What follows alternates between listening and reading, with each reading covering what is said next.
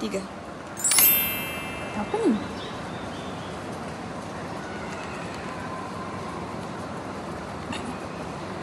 Jawapan.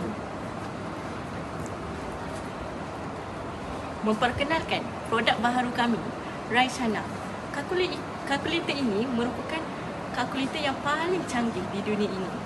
Ia tahan lasak dan dia mempunyai bateri yang tahan sangat lama, selama 3 tahun. Ia juga sesuai untuk murid pelajar sekolah seperti pengguna yang di belakang saya tadi.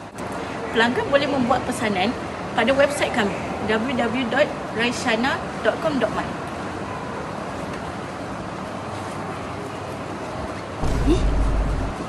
Tadi? Oh, jawapan.